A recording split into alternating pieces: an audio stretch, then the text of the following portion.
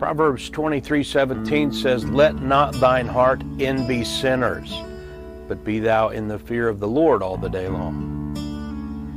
You know, this is a very real problem.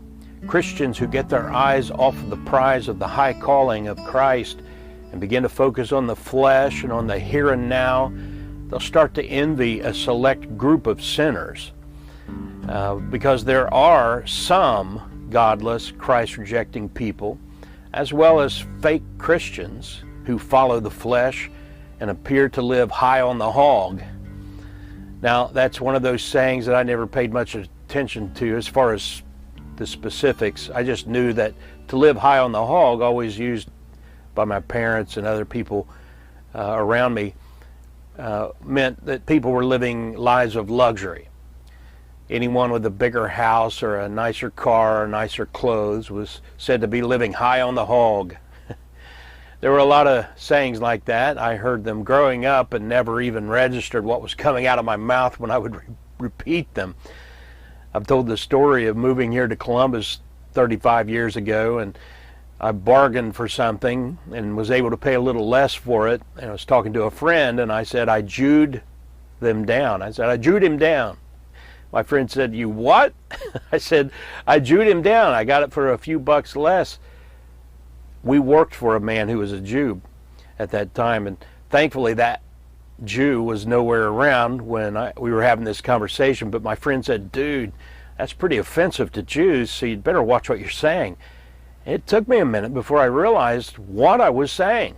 I Jewed him down, using the word Jew like a verb in an offensive way.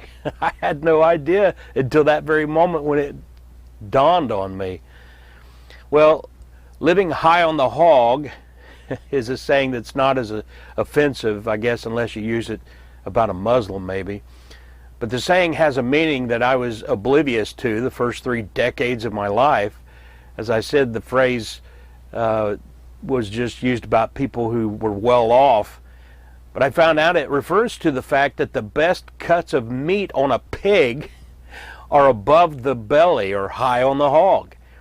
The poor folk would eat the feet and the hocks and the jowls and such, but the well-off would eat the loin and the ham and the pork chops, which are high on the hog. And this issue of the best cuts of meat on the hog became a saying that was applied to the realities of the wealthy living better than the poor across the board, and much of the time it's used with a sense of envy.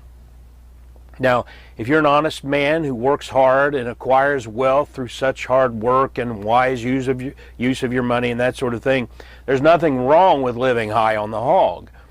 But a lot of those people living high on the hog are shady characters. Just think of all the wealthy elites caught up in scandal because of their alleged evil ways.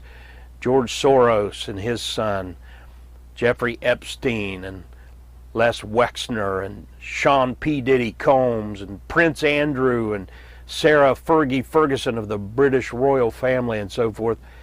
If you look beyond the bling and the stuff, you'll see that these are some of the most miserable people on the planet. And if they don't repent, almost all these people, as far as we know, are going to hell. They're not somebody to envy.